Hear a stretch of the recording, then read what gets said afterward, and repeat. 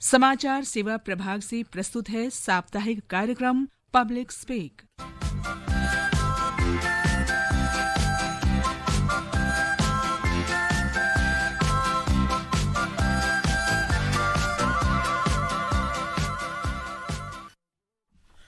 नमस्कार, public speak में आप सभी का स्वागत है। मैं हूं निखिल कुमार और आज का हमारा विषय है पोषण अभियान से कुपोषण का निवारण। इस विषय पर बातचीत करने और आपके प्रश्नों का उत्तर देने के लिए आज स्टूडियो में आमंत्रित विशेषज्ञ हैं नई दिल्ली के अखिल भारतीय आयुर्विज्ञान संस्थान में बाल शल्य चिकित्सा विभाग के associate professor doctor Ajay Verma और आहार विशेषज्ञ डॉक्टर ऋचा जायसवाल। आप दोनों का बहुत बहुत स्वागत है। नमस्कार। नमस्ते, आपके श्रोतागण को भी नमस्ते। और श्रोताओं, अब हमारी फोन लाइंस खुल चुकी हैं, आपकी फोन कॉल्स का इंतजार है। स्टूडियो का नंबर आपको हम बता देते हैं 011 यानी दिल्ली का कोड नंबर है 233-14444 और दूसरा नंबर है 2342-1050। इन पर फोन करके आप अपने प्रश्न पूछ सकते हैं। आप हमारे Twitter handle @AIR News alerts पर भी #AskAIR के जरिए अपने क्वेश्चंस पोस्ट कर सकते हैं। ये कार्यक्रम हमारे mobile app news on AIR और दूरदर्शन की DTH सेवा पर भी उपलब्ध है। आप दोनों का एक बार फिर से कार्यक्रम में स्वागत है। नमस्ते। डॉक्टर ऋचा, सबसे पहले मैं आपसे ही जानना चाहूंगा कि कुपोषण क्या होता है? देखिए, कुपोषण को हम अगर आम जनता के लिए बताना चाहें तो हम इसको मैं सेग्रीगेट करके बताऊंगी। कुपोषण सिर्फ हमारे को कम खाना, अपनी उम्र और ज़रूरत के हिसाब से कम खाना ही नहीं होता। कभी अगर हम कुपोषण इसमें भी आता है कि अगर हम ज़्यादा किसी पर्टिकुलर फूड आइटम को खा रहे हैं जो कि न्यूट्रिशनली बैलेंस्ड नहीं है। और तीसरा है कुपोषण का हिस्सा जिसको हम कहते हैं कि आप मैक्रोन्यूट्रिएंट्स यानी कि वो चीजें तो खा रहे हैं जिससे शरीर को ऊर्जा मिल रही है और कार्य करने की क्षमता के लिए, लेकिन आपको माइक्रोन्यूट्रिएंट्स जो कि हमारे मेटाबॉलिज्म के लिए और हमारे को दूसरी बीमारियों से लड़ने की जो क्षमता बढ़ाते हैं उनकी कमी हो रही है। तो 3 तरह के कुपोषण देखे जाते हैं जिसमें कि हमारे देश में इस वक्त हमारा देश तीनों तरह के कुपोषण से प्रभावित है और इससे लड़ने के लिए हमारे लिए बहुत सारे अभियान चल रहे हैं सरकार की तरफ से, जिसमें कि तीनों तरह के कुपोषण से लड़ने के बारे में शिक्षा भी दी जा रही है और उसके लिए कई तरह की सुविधाएं भी दी जा रही हैं जिससे कि हम इस तरह की परेशानियों से बच सके। डॉक्टर साहब, अगर मैं आपसे पूछूं तो भारत की जहां तक ये समस्या जो रही है कुपोषण की, ऐसा माना जाता रहा है कि बहुत ही गंभीर स्वास्थ्य मुद्दों में से एक है ये। जी, आपने बहुत सही फरमाया कि हमारी सरकार इस बात पे बहुत गंभीर है कि जो हमारे छोटे बच्चे हैं उनमें कुपोषण की जो परेशानी है उसका निवारण किया जाए। और जब हम कुपोषण की बात करते हैं तो वो सिर्फ एज स्पेसिफिक नहीं है। बच्चा जब माँ के पेट में होता है तभी से हमें उस बात का ध्यान रखना होता है कि अगर माँ का स्वास्थ्य ठीक है तभी उसे वो बेहतर ग्रो कर पाएगा। उसके बाद जब वो स्तनपान कर रही होती है तो माँ का भी स्वास्थ्य देखना बहुत जरूरी है और जिससे कि बच्चे का स्वास्थ्य अच्छा हो। इस बीच में दरभंगा बिहार से हमारे साथ मोहन पासवान जी जुड़ चुके हैं फोन लाइन पर। मोहन जी, स्वागत है कार्यक्रम में, आपका सवाल पूछिए। प्रणाम जी। प्रणाम, सवाल पूछिए। आकाशवाणी के इस जागरूक अभियान के लिए सर। जी सर, क्या बिहार में, भारत देश में बहुत से परिवार के बच्चे, जवान, बूढ़े पोषण के कमी के कारण कुपोषण का शिकार होकर विभिन्न बीमारियों से ग्रसित हैं सर? किस प्रकार पोषण अभियान चलाकर कुपोषण को हराकर स्वच्छ भारत बनाया जा सकता है सर? सर, दूसरा है कि पोषण अभियान से कुपोषण का निवारण अभियान के लिए जागरूक कहाँ करना होगा जिससे बीमारी मुक्त भारत बन सके सर एवं पूर्ण विकसित स्वच्छ भारत बन सके सर? जी मोहन जी, नमस्कार। आपने एक बहुत अच्छा सवाल पूछा है और मैं इसमें आपको बताना चाहूँगा कि भारत सरकार 2018 से ही ये पोषण अभियान चला रही है। 8 मार्च 2018 में पोषण अभियान चालू हुआ था। ये बहुआयामी प्रोग्राम है सरकार का जिसमें वो मात्र स्वास्थ्य और बच्चों के स्वास्थ्य को एक साथ लेकर के चल रही है और उन दोनों के कुपोषण से रिलेटेड जो भी परेशानियां हैं उनको एक साथ लेके चल रही है। भारत सरकार का एम है, उनका उद्देश्य है कि हमारे जो बच्चे पैदा हो रहे हैं पहले 6 साल में उनके ग्रोथ में किसी भी तरह का रुकावट ना आए और उसके बाद महिलाओं पे उनका विशेष ध्यान है, खास करके जो महिलाएं प्रेग्नेंट हैं और स्तनपान के दौरान जो उनके समस्याएं हैं उन सबको लेकर सरकार बहुत गंभीर है और इस पे काम कर रही है। दिल्ली से धर्मवीर हमारे अगले श्रोता हैं आज के। धर्मवीर जी नमस्कार। जी नमस्कार। धर्मवीर गांधीनगर दिल्ली से बोल रहा हूँ। डॉक्टर साहब नमस्कार। नमस्कार। डॉक्टर साहब देखा है कि हमने गांव में बच्चे ऐसे ऐसे होते हैं कि पतले पतले होते हैं, डाइट उनको घर में जितनी सूखी रोटी जैसी भी उनके घर का खाना मिलता है खाते हैं, और अच्छे घरों में बच्चे हमने देखे मोटे हो जाते हैं, थुलथुले हो जाते हैं, उनसे दो मंजिल चढ़ने में उनकी सांस फूल जाती है। गांव के बच्चे पेड़ पे चढ़ जाते हैं। तो इसमें कितना फर्क आ जाता है? क्या बच्चे हमारे डाइट एक्सरसाइज नहीं करते या उनको कुछ एक्सरसाइज की जरूरी होनी चाहिए? जो गांव के बच्चे खाते हैं सूखा और खिलते हैं और अच्छे फुर्तीले रहते हैं। ये डॉक्टर ऋचा। या धर्मवीर जी, बहुत ही आपका ऑब्जर्वेशन बहुत ही सही है। एक्चुअली गांव में हमारे जो बच्चे हैं वो फिजिकली काफ़ी एक्टिव रहते हैं और एक जगह से दूसरी जगह जाने के लिए वो खुद पैदल चलते हैं या साइकिल चलाकर जाते हैं, जो कि उनके लिए सेहत के लिए बहुत अच्छी चीज़ है। शहरों में इन चीज़ों की लिमिटेशन भी है, हम सारा दोष बच्चों को नहीं दे सकते। प्लस जब आपके पास परचेजिंग कैपेबिलिटी ज़्यादा होती है तो जो चीज़ें आपको इजीली मिल रही हैं, आसपास मिल रही हैं, या जो शहरों के बच्चे हैं वो एडवर्टीजमेंट से ज़्यादा प्रभावित होकर वो चीज़ें खरीदते हैं बिना सोचे समझे कि वो उनके सेहत के लिए सही है या नहीं, और उन पर ध्यान रखने वाला कितने लोग, मतलब जो लोग हैं वो उस बच्चे के उस एक्टिविटी पे कितना ध्यान रख पा रहे हैं, ये बहुत इंपॉर्टेंट बात है। प्लस जब आप बच्चों की बात करते हैं तो बच्चे एक दूसरे से प्रभावित होते हैं। अगर गांव का एक बच्चा या ग्रुप ऑफ किड्स अगर वो एक हेल्दी पैटर्न में जी रहे हैं या हेल्दी पैटर्न को फॉलो कर रहे हैं तो दूसरे बच्चे अपने आप उस चीज को फॉलो करने लग जाते हैं, जबकि शहरों में ये ट्रेंड बिल्कुल इसके अपोजिट है। तो यही रीजन है कि जो हेल्थ पैटर्न है वो गांव और शहरों के बच्चों में डिफरेंट देखा जाता है, जिसमें फिजिकल एक्टिविटी का एक बहुत बड़ा रोल है खाने के साथ साथ। धर्मवीर जी, मैं इसमें एक ऐड करना चाहूँगा कि जैसा इन्होंने कहा कि शहरों के बच्चे मोटे होते हैं और वो स्वस्थ दिखते हैं, पर मैं ये बताना चाहूँगा कि जो बच्चा स्वस्थ दिख रहा है जरूरी नहीं है कि वो कुपोषण का शिकार ना हो। बहुत ज़्यादा चर्बी का होना भी मालन्यूट्रिशन के ही दायरे में आता है, वो भी कुपोषित हो सकता है। तो जो पूर्ण आहार है उसको लेना बहुत ज़रूरी है। आपने कहा गांव के बच्चे सिर्फ सूखी रोटी खा लेते हैं, मगर जो गांव का भी बच्चा है अगर वो पूर्ण आहार ले रहा है, उसकी थाली में हर विभिन्न प्रकार के सब्जियां हैं, साग हैं, दाल हैं, तो वो कुपोषित नहीं रहेगा। इस बीच जयपुर राजस्थान से प्रमोद हमारे साथ हैं। प्रमोद जी, आपका प्रश्न क्या है? मेरा निवेदन ये था कि आजकल जो गर्भवती महिला जो एम्प्लॉय भी है और मजबूरीकरण बाहर रह रही है, वो भी मजबूरी के कारण ऑनलाइन खाना खा रहे हैं, जंक फूड खा रहे हैं, और या फिर अज्ञानता के कारण वो पूरा पोषण नहीं ले पाते, तो इससे कितना असर पड़ता है? Please doctor Richa. प्रमोद जी, आप जयपुर राजस्थान से बोल रहे हैं तो फिर मैं इसके बारे में बोलना चाहूँगी कि राजस्थान इसके बारे में बहुत अच्छा काम कर रहा है। सरकार का बहुत अच्छा इनिशिएटिव चल रहा है वहाँ पर, जिसमें कि प्रेग्नेंट लेडीज़ के ऊपर स्पेशल काम किया जा रहा है। लैक्टेटिंग मदर, मतलब जो माँ दूध पिलाती है अपने बच्चे को, उनके ऊपर स्पेशल काम किया जा रहा है। और इन सब की ट्रैकिंग यहाँ दिल्ली में रहते हुए जो मिनिस्ट्री है उन सबको ट्रैक करती है कि बच्चों मतलब माता को और सुपोषण मतलब अच्छे से पोषण उनको मिले, और उसके साथ साथ जो भी जरूरी न्यूट्रिएंट्स है वो भी मिले। आपका कहना है कि वो मजबूरी में बाहर से खाना खरीद के खाते हैं जो कि हेल्दी नहीं है। इसके ऊपर भी गवर्नमेंट काम कर रही है। अभी रिसेंटली आपने सुना होगा गवर्नमेंट ने, मोदी जी ने बोला कि हम अपने खाने से 10% फैट का कमी करें, और इसके अलावा जो हमारा जो भी फूड हम खाते हैं उस पर फूड लेबलिंग के ऊपर काफ़ी काम हो रहा है। तो अगर हम अवेयरनेस के हिसाब से हम खुद नहीं चलेंगे तो गलतियां हमसे होंगी और उसका इम्पैक्ट भी हमारे ऊपर आएगा। और इसी क्रम में ये एक प्रोग्राम भी है जो कि आप लोगों तक ये जानकारी पहुंचाने की कोशिश कर रहा है कि हम पोषण को ज़्यादा इम्पोर्टेंस दें, बजाय कि हम बिना कुछ सोचे समझे कुछ भी खाएं। यानी माइंडफुल ईटिंग बहुत इंपॉर्टेंट है। हिसार हरियाणा से हमारे आज के अगले श्रोता है राजेंद्र जी, आपका प्रश्न क्या है? निखिल जी नमस्कार, और डॉक्टर साहब को भी नमस्कार जी। प्रश्न पूछिए। जी, मैं जानना चाहता हूँ 0 से लेकर 10 साल तक उम्र बच्चे की वजन होना वो कितना होना चाहिए? और आजकल बच्चे पैकेट की चीजें बहुत ज्यादा खाते हैं, तो ये बच्चों को कितना हानिकारक है, और इसमें केमिकल भी लगा होता है। तो तो ये पेट के लिए और कितना बच्चे आगे चल के कितना खतरनाक है।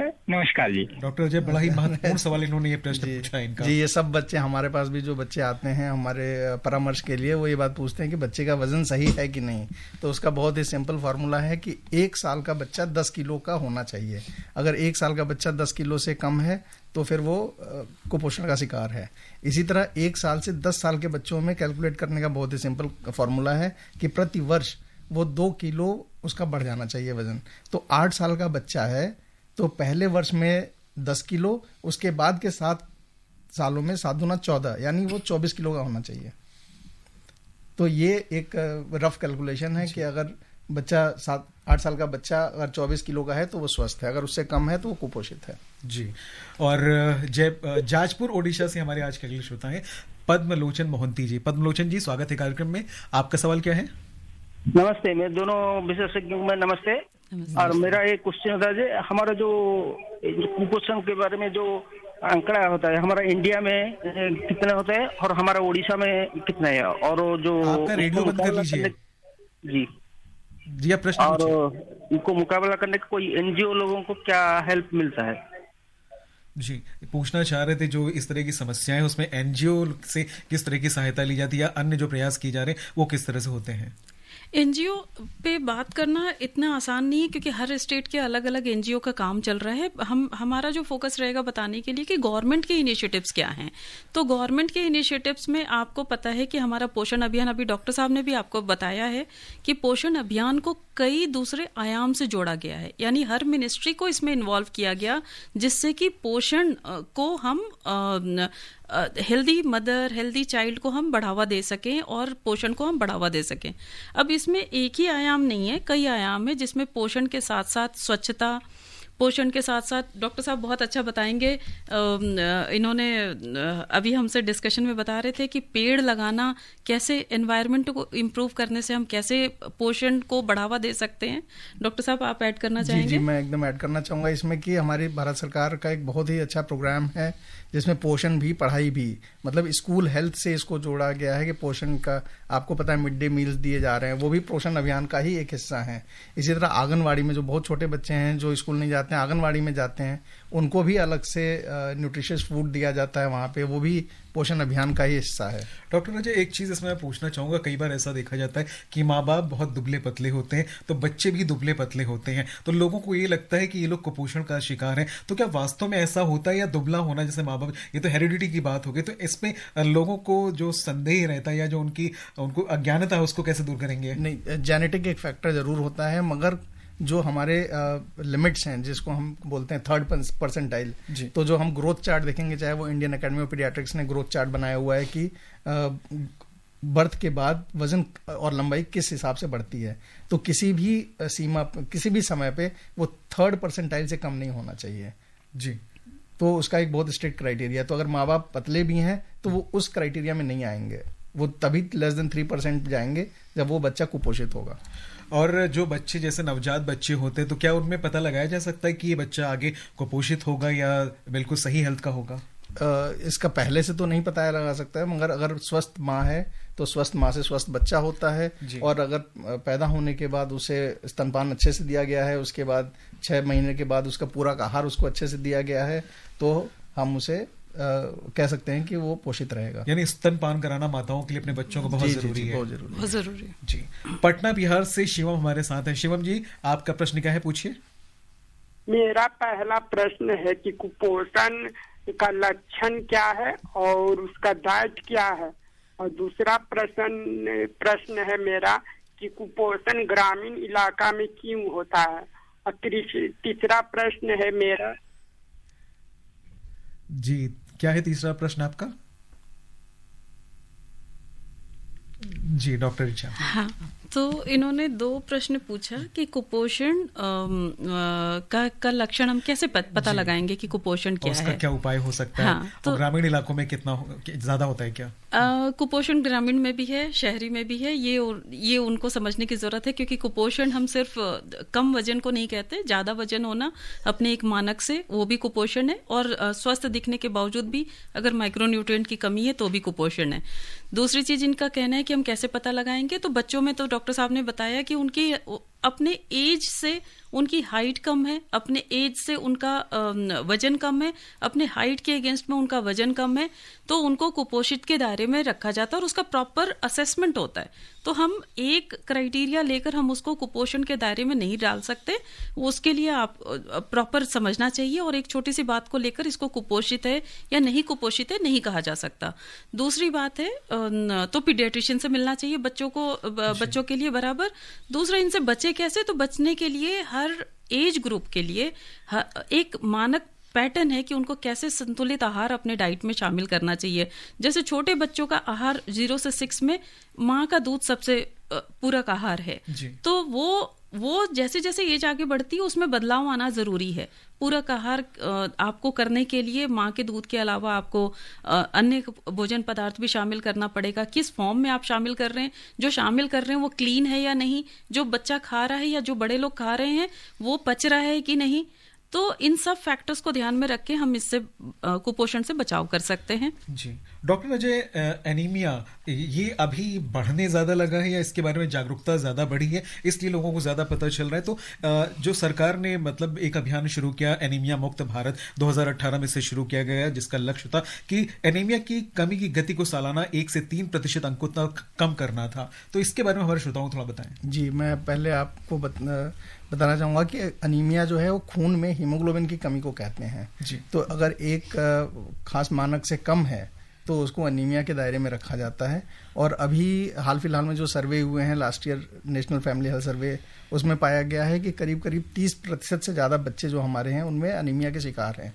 तो सरकार ने उसको एक युद्ध स्तर पर रखा है। उसको पोषण अभियान के प्रमुख उद्देश्यों में से एक है कि हमें प्रतिवर्ष 3% की गिरावट लेनी है तक अनीमिया के दरों में। तो ये हमारा एक मुख्य उद्देश्य है पोषण अभियान का। और जो आंगनवाड़ी प्रोग्राम है उसमें भी आयरन फोलिक एसिड सप्लीमेंटेशन बच्चों का भी होता है और मदर्स को भी देते हैं। डॉक्टर ऋचा, कुपोषण की जहां तक बात है, ये मोस्टली लोग ये मानते हैं कि बच्चों का ये ज्यादा प्रॉब्लम, तो क्या ये सिर्फ बच्चों का प्रॉब्लम है या किसी भी एज में हो सकता है और किन चीजों से हो सकता है और इससे बचने के क्या उपाय करने चाहिए? देखिए, कुपोषण तो किसी भी उम्र में हो सकता है। बच्चों में कुपोषण को इसलिए ज़्यादा महत्व दिया जाता है क्योंकि उनको ग्रो करना है और वो हमारे वर्क फोर्स हैं आने वाले समय के लिए। तो अगर बच्चा स्वस्थ नहीं होगा तो वो एडल्टहुड में आकर भी स्वस्थ नहीं होगा, एडोलेसेंस में स्वस्थ नहीं होगा। लेकिन कुपोषण हमारे सिर्फ इसी एज ग्रुप में लिमिटेड नहीं है। इसके अलावा वो हमारे ओल्डर एज में, यानी जो वृद्ध जो हमारा कम्युनिटी है उसमें भी कुपोषण के लक्षण काफ़ी देखे जाते हैं। अगर पोषण अच्छे से नहीं हुआ, यानी खान पान अच्छा नहीं रखा गया, तो जो जन्म देने वाली माँ जो है, प्रेग्नेंट लेडी है या लैक्टेटिंग मदर है, उनमें भी कुपोषण के लक्षण देखे जाते हैं। एडोलेसेंट एज में फीमेल में स्पेशली एनीमिक काफ़ी देखी जाती हैं लड़कियां।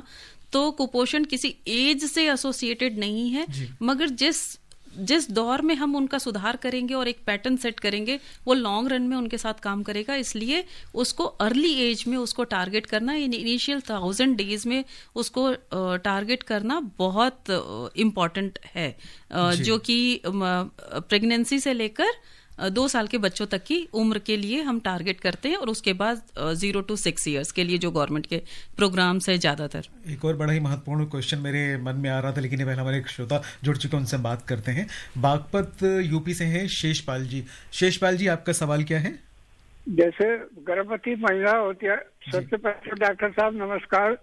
जो गर्भवती महिला होती है और उसको ले जाते हैं डॉक्टर के पास, वो कहते हैं बच्चा अंदर जो बच्चा है वो कुपोषण में है, तो उसको इनका कमीशन होता है तो उसको करवाते हैं, अल्ट्रासाउंड करवाते हैं या सीटी स्कैन करवाते हैं। क्या उसका बच्चे के ऊपर प्रभाव पड़ता है जो अंदर बच्चा है? जी डॉक्टर अजय। देखिए, मैं बताना चाहूँगा कि सीटी स्कैन नहीं कराते हैं क्योंकि उसमें एक्सरे इन्वॉल्व होता है। अल्ट्रासाउंड कराते हैं और अल्ट्रासाउंड से बच्चे पे हेल्थ पे कोई असर नहीं पड़ता है। और जो अल्ट्रासाउंड है वो उसका एक जांच करने का तरीका है जिससे हमें पता चल जाए कि बच्चे का ग्रोथ सही हो रहा है कि नहीं, और उससे बच्चे के स्वास्थ्य पे कोई फर्क नहीं पड़ता। जी, और अमित कुमार हमारे साथ जुड़ रहे हैं। अमित कुमार झा हैं, ये दिल्ली से हमारे साथ जुड़े हुए हैं। जी अमित जी, स्वागत है आपका, सवाल पूछिए। नमस्कार सब सभी को।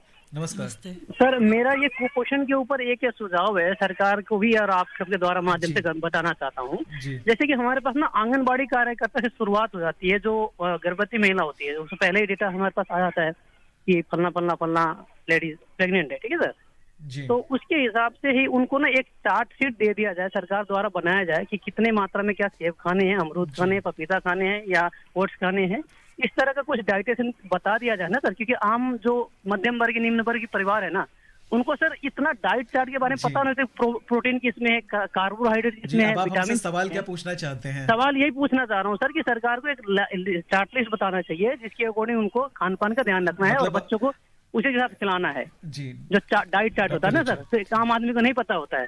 तो इसलिए मैं चाहता हूँ सरकार उसको केंद्रित करे और केंद्र सरकार राज्य सरकार दोनों तालमेल बैठाए। डॉक्टर आपके प्रश्न का उत्तर देंगे। हाँ, तो इसके ऊपर सरकार ऑलरेडी काम कर रही है और हर जगह एक basic diet plan already available है।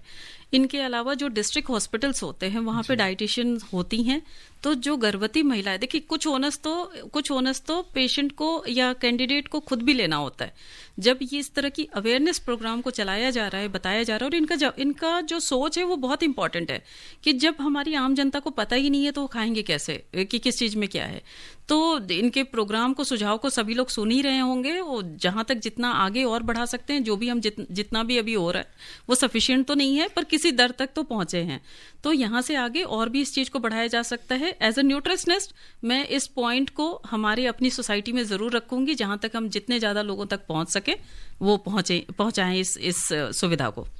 हमारे श्रोतागण ने बहुत अच्छा सवाल किया है और हम इनको बताना चाहेंगे कि जो आंगनवाड़ी का प्रोग्राम है उसमें एक बहुत ही कॉम्प्रिहेंसिव डाइट प्लान होता है। हमारे सारे जो आंगनवाड़ी वर्कर्स हैं उनको भी दिया गया होता है और उनको ये निर्देश दिया गया होता है कि वो घर पे जाकर के जो प्रेग्नेंट महिलाएं हैं उनको समझाएं कि उन्हें खाना कैसा है और क्या क्या खाना है। यानी कि जो जागरूकता लगातार बढ़ाई जा रही है। चूंकि भारत एक बहुत बड़ा देश है तो जागरूकता फैलाने में भी थोड़ा सा समय तो लगेगा। इंडिविजुअलाइज तो सर देखिए, इंडिविजुअलाइज तो हर इंसान को खुद भी थोड़ा सा पैटर्न जानने के लिए खुद भी एफर्ट करना पड़ेगा। पर बेसिक, जैसे डॉक्टर साहब ने बोला, बेसिक इन्फॉर्मेशन ऑलरेडी अवेलेबल है जी। डॉक्टर ऋचा, आप एक आहार विशेषज्ञ हैं, तो मैं जरूर चाहूंगा कि आप हमारे श्रोताओं को ये भी बताएं कि वो सुबह से लेकर के रात तक अपना किस तरह का डाइट प्लान रखें कि जो एक नॉर्मल बैलेंस लाइफ के लिए जरूरी होता है। तो जैसे कि अभी हम एक एवरेज लेते हैं, मैं इंडिविजुअलाइज प्लान तो नहीं बता रही अभी, पर एक एवरेज लेते हैं कि हमारे को अपने दिन की शुरुआत करनी है तो हमें कैसे करना चाहिए। तो दिन की शुरुआत करते समय हमें इस बात का खास ध्यान रखना चाहिए कि हमें पूरे दिन अपना काम भी करना है, जिसमें कि हमारी डाइट कंप्लीट होनी चाहिए। कंप्लीट होने का मतलब होता है कि हमारे डाइट में हाई फाइबर जो अनाज होते हैं, यानी साबुत अनाज जिन चीज़ों में होता है, ओट्स कह लें या तो हम साबुत अपना घर का साधारण खाना भी कह लें, रोटी है तो चोकर के साथ है, ऐसी कोई चीज़ हमारे डाइट में होना चाहिए। इसके अलावा ऐसी चीज़ें जिनमें कि प्रोटीन होता है, जैसे कि चाहे वो दूध और दूध से बनने वाली चीज़ें हो, जो लोग नॉनवेज खाते हैं उनके लिए एग या नॉनवेज का कुछ ऑप्शन हो सकता है। और इसके अलावा जो बातें हम जनरली भूल जाते हैं वो है फाइबर। फाइबर बहुत इंपॉर्टेंट एस्पेक्ट है, जो हम जिस भी तरह का रेसिपी ले रहे हैं उसके बेस पे हम डिसाइड कर सकते हैं कि हम वेजिटेबल्स या फ्रूट्स अपने डाइट में शामिल करें। सेकेंड हमारा आता है जो मेन मील होता है हमारा, वो मेन मील आता है सेकेंड नंबर पे लंच का। तो लंच एक कंप्लीट मील होनी चाहिए। और अगर हम भारत का थाली पैटर्न अगर उसको फॉलो करते हैं, चाहे हम जिस भी स्टेट में रहते हो, जिस भी स्टेट के पैटर्न को फॉलो करते हो, वो हमारे लिए कंप्लीट मील का एक पिक्चर देता है, जिसमें कि सीरियल है, पल्सेस हैं, वेजिटेबल्स हैं, कुछ भी कर्ड होगा या कुछ ऐसी चीज होंगी जो प्रोबायोटिक की तरह एक्ट करती हैं। सैलेड्स होता है हमारी डाइट का हिस्सा। एंड थर्ड जो मेजर मील आता है हमारा वो है डिनर। डिनर थोड़ा सा लाइटर होना चाहिए और जितना अर्ली हम उसको कर सकें, बट कंप्लीट मील इंपॉर्टेंट है। किसी पर्टिकुलर न्यूट्रिएंट को अवॉइड करना कंप्लीटली या किसी पर्टिकुलर फूड आइटम को अवॉइड करना completely without being allergic is not advisable, जो कि आजकल ट्रेंड लोग फैट फूड में करते हैं। और इन बिटवीन मील हमारे को लिक्विड्स, हेल्दी लिक्विड्स जो होते हैं, सूप है, छाछ है, ऐसी चीजें, सत्तू है, हाँ, ऐसी चीजों को इंक्लूड करना चाहिए। तो मैंने बताया है, पर इंडिविजुअलाइज्ड ये डिफरेंट हो सकता है। और कटक उड़ीसा से कल्प तरुदास जी हमारे साथ फोन लाइन पर हैं। जी स्वागत है, प्रश्न पूछिए। नमस्कार जी। नमस्कार। अभी जैसे ओबेसिटी में बढ़ रहा है, तो बॉयज और गर्ल्स को एक्चुअली किस टाइप की लेना चाहिए डाइट, ताकि इनका हेल्थ सदा बनी रहे अच्छा। जी डॉक्टर ऋचा। हाँ, तो जो वयस्क में ओबेसिटी का है, इसके लिए आपको अभी आपने अगर सुना होगा गवर्नमेंट को, तो उन्होंने बोला है कि अपने खान पान में हम 10% अगर फैट का, चिकनाई का कमी करते हैं, प्लस हम जो फूड आइटम हम खा रहे हैं यानी बाहर से जो परचेज करके खा रहे हैं, उसको हमें फूड लेबल पढ़ने की हमें आदत होनी चाहिए, सो दैट हम उसमें आइडेंटिफाई कर सके कि कौन सा फूड आइटम हमारे लिए हेल्दी है या नहीं। फाइबर रिच डाइट होनी चाहिए, स्मॉल पोर्शन साइज रहना चाहिए, अर्ली डिनर, और अभी जैसे इस क्वेश्चन के पहले मैंने जो बातें कही थी, अगर आप उसको फॉलो करते हैं तो उस हिसाब से, एंड इन सब के अलावा फिजिकली एक्टिव रहना बहुत जरूरी है। और राम शंकर जी हमारे साथ फोन लाइन पर हैं, इनसे हम बात करेंगे, इनसे हम सवाल पूछेंगे। राम शंकर जी, आपका सवाल क्या है?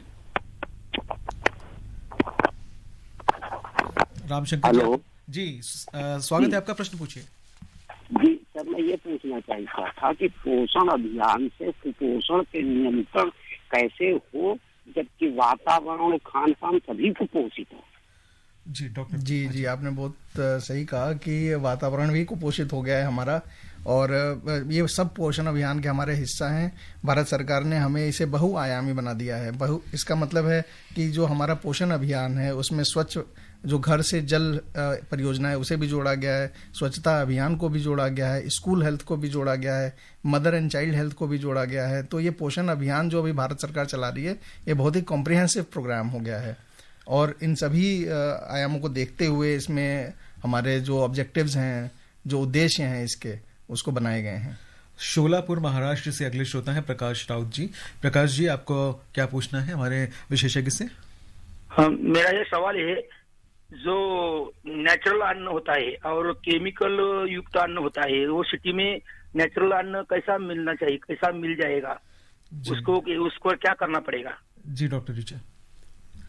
मुझे नेचुरल अन्न का मतलब होता है कि जो चीज हमें साबुत रूप में मिल रही है, यानी कि धान है या चोकर युक्त आटा है, या तो फिर जो हम मिलेट्स की बात करते हैं आजकल, जो जिसमें काफ़ी अच्छी मात्रा में कैल्शियम, आयरन एंड फाइबर होता है। तो ये सब तो जिस रूप में ये हमारे खेत से हमारे पास आए, ये सब नेचुरल है।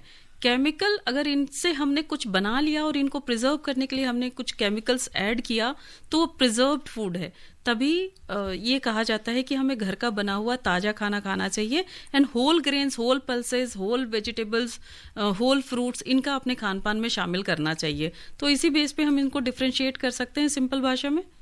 कहीं ना कहीं मैं शायद जहां तक समझ पाया हूँ, वो ये भी जानना चाह रहे होंगे कि प्रोसेस्ड फूड किस तरह का फूड है, क्या उनको उसको लेना सही है या उससे बचना चाहिए? नहीं, प्रोसेस्ड फूड से बचना चाहिए, और जितना हम उसको अवॉइड करें उतना अच्छा है, क्योंकि उसमें प्रिजर्वेटिव्स तो ऐड होते हैं जो कि हेल्थ के लिए अच्छे नहीं है, और गट माइक्रोबायोटा के लिए भी अच्छे नहीं है।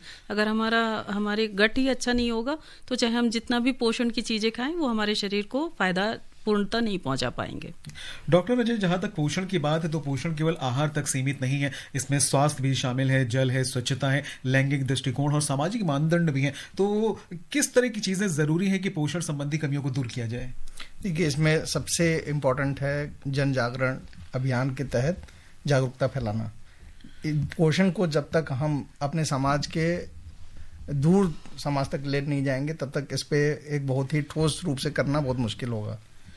तो सरकार जो अभियान चला रही है, उन अभियान के साथ में इनको जोड़ते हुए सारी चीजों को आगे बढ़ा जा सकता है। जी, जैसे हमारे आंगनवाड़ी प्रोग्राम है, ICDS प्रोग्राम, बेटी बचाओ बेटी पढ़ाओ, बड़ा ही महत्वपूर्ण। वो सारे प्रोग्राम्स हमारे ब्लॉक लेवल पे भी चलते हैं, गांव के लेवल पे हमारे ICDS प्रोग्राम, आंगनवाड़ी प्रोग्राम चलता है। तो जो जनता है अगर उससे जुड़ती है, तो हमारे सरकार उसमें बहुत हेल्प कर रही है, उसमें सप्लीमेंटेशन प्रोवाइड करती हैं, अर्ली आइडेंटिफिकेशन ऑफ कुपोषण, मतलब कुपोषण को जल्दी से कैसे पहचान सकें, वो भी आंगनवाड़ी वर्कर्स को सिखाया जाता है, तो उसका पहचान जल्दी हो जाएगा और उनका इलाज भी जल्दी हो जाएगा। जी, अब घड़ी की सुइयां फिलहाल तो ये इशारा कर रही हैं कि इस चर्चा को और आगे बढ़ाने का समय हमारे पास नहीं बचा है। तो श्रोताओं, कार्यक्रम फिलहाल तो अपने निर्धारित समय की तरफ समाप्ति की ओर है। तो इस कार्यक्रम में शामिल होने के लिए आप सभी का हम आभार व्यक्त करते हैं, और आज की चर्चा में भाग लेने और श्रोताओं की जिज्ञासाओं का समाधान करने के लिए हम नई दिल्ली के अखिल भारतीय आयुर्विज्ञान संस्थान में बाल शल्य चिकित्सा विभाग के associate professor doctor Ajay Verma और आहार विशेषज्ञ डॉक्टर ऋचा जायसवाल, आप दोनों का भी धन्यवाद करते हैं। धन्यवाद। तो श्रोताओं, एक नई मुलाकात के वायदे के साथ अनुमति दीजिए निखिल को कार्यक्रम पब्लिक स्पीक यहीं पर संपन्न करने की, लेकिन आप बने रहिए आकाशवाणी की गोल्ड चैनल पर। फिर मिलेंगे, नमस्कार।